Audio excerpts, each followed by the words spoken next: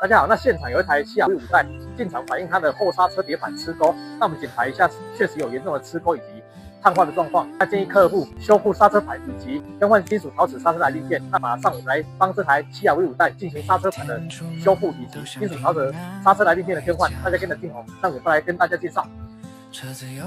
后刹车碟板拆装的时候，我们先使用专用电脑将刹车分棒电子手刹车的复位，那透过专用电脑复位，目前在复位中。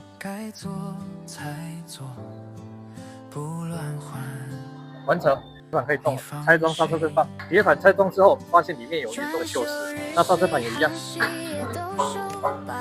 那我们准备进行除锈、防锈处理。我们透过专业工具进行除锈处理，除锈完成，这边我们都有做处理。那另外一边，好了，这边也除锈完成。那我们准备下一个步骤，这边除锈。我们进行第二步骤除锈处理，这边都要进行除锈，那这边也要。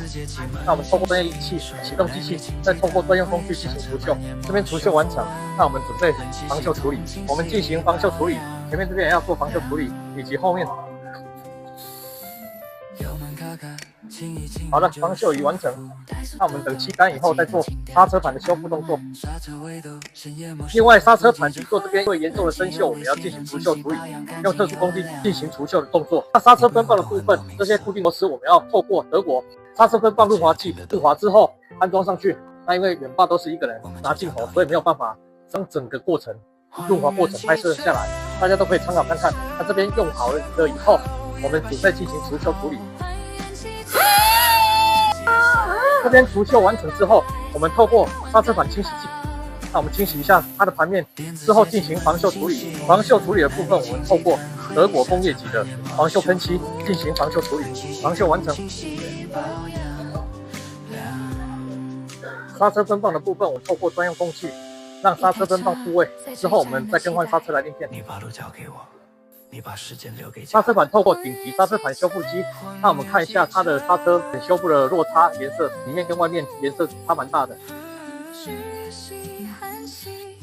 刹车盘修复完成之后，我们透过日本的千分表检测一下它的误差指数。那我们检测看看，透过测试之后，它的误差指数几乎等于0。那我们看一下数据，非常的漂亮。后刹车盘组装后，我们使用塞棒的扭力扳手、扭力棒手锁紧，更换金属陶瓷刹车来令片之后，组装刹车分棒。分棒组装后，我们一样使用塞棒的扭力扳手，将2颗螺丝扭力棒处锁紧，这就是整个施工步骤流程。以上叙述是我们针对这台汉达西雅威后碟板修复工程以及后刹车来令片更换步骤细节。大家看了如果有不懂的地方或是想要了解的地方，都欢迎底下留言，想了解让远爸来告诉大家哦。